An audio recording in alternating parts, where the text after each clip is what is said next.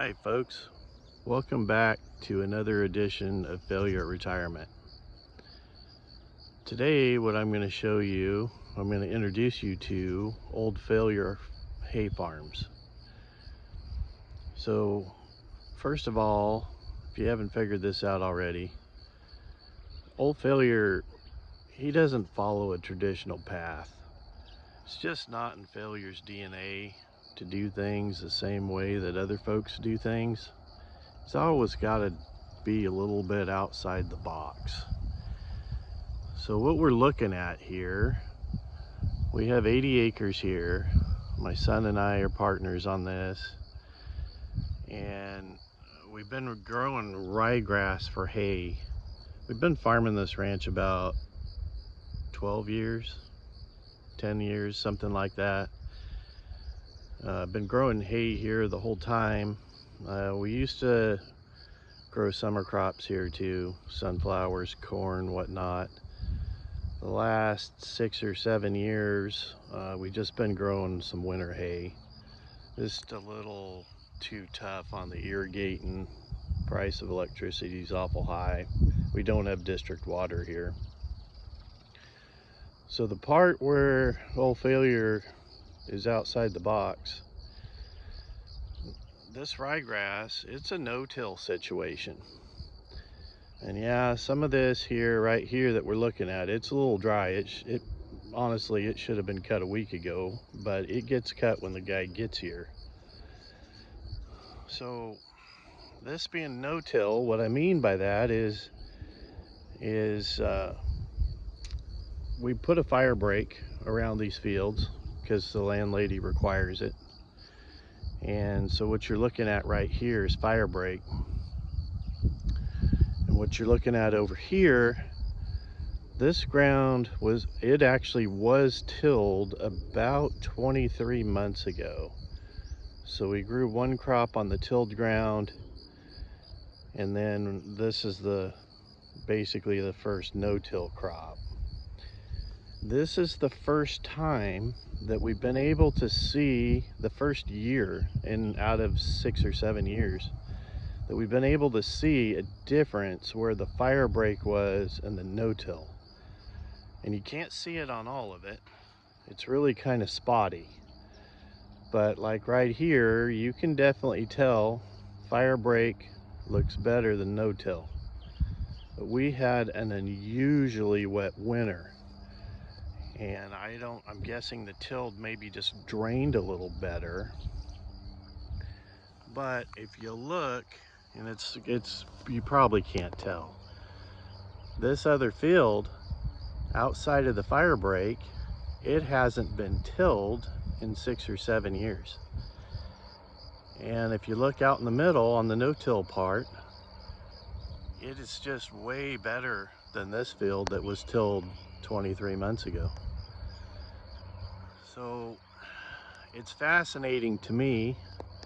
Nobody in our area to speak of is doing what we're doing. We're in a tillage area. You till. A few folks around us are using no-till drills for their winter crops, then tilling for their summer crops, and coming back behind the summer crop with the no-till drill. And that's working really good for them. But for us, we're not growing summer crop, so we're not tilling at all. But what I'm seeing here is in the unusually wet winter, we did slightly better on tilled ground. But then over here, no-till for 7 years, really pretty nice crop over there. And it's harder to tell the difference between the tilled and the no-tilled. But here where we tilled 23 months ago, I would definitely say that the soil health is down. Like, we're just, it's okay. This is a pretty thin stand. We didn't get a great stand in the fall.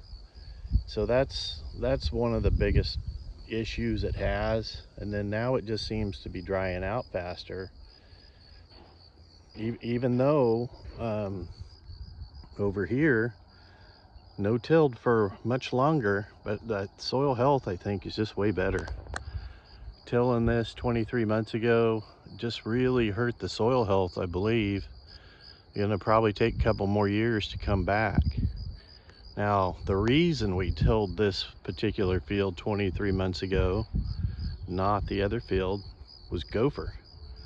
This field got a pretty significant gopher problem in it, and it was just getting harder and harder with the hay equipment to get across there without beating everything to death. So we went ahead and tilled it for gopher control. That was somewhat successful. We're supposed to start cutting this today, so we'll see, you know, how much the gophers have come back. I know they've come back some. We just won't really know until after it's cut how bad it really is. But pretty happy on this other field over here. No till 6 or 7 years. Looks pretty darn good. Not drying out as fast. And like right here where I'm standing, like, wow, like it's pretty near chest deep on me. I don't think I've ever grown ryegrass since I switched to ryegrass. I don't think I've ever got it this tall. It's doing pretty good. It definitely, like, we didn't have much here 6 weeks ago. We didn't have much. But then it turned hot and started drying out. And this stuff, it just took off. Anyway, I find this no-till experiment fascinating. It's not a common thing in this part of the country at all. And I think the bottom line here is we are saving a lot of money on fuel, tractor time, wear and tear on the tillage equipment. That is pretty much offset by the crop duster, because we have the seed flown on and then we have fertilizer flown on in the middle of the winter. We come in here with the tractor and spray the mustard and the radish out, any broadleaves. But that basically, the fuel bill kind of offsets the airplane cost. So that's pretty much a wash. We are saving on the wear and tear on the equipment. We're saving dramatically, obviously, on the man hours it takes to grow the crop. It's just, it appeals to old failures. Lazy streak, I'm gonna be honest. Like, it's just no work at all to get this crop grown. And then I think the soil health is just, it's really come up. And fascinating thing is, like, you can really see it. In a normal winter, it's really hard to find the break between the fire break and the no-till. It's so consistent, it's really hard to tell. Like I said, first year you can tell here,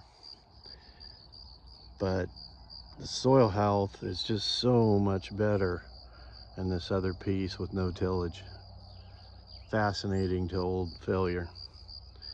If you have any questions, drop a comment. I'm going to show a little bit more of this as the process goes on over the next week. But drop a comment, hit the like button, subscribe if you want to see some more farming and the other stuff failure does.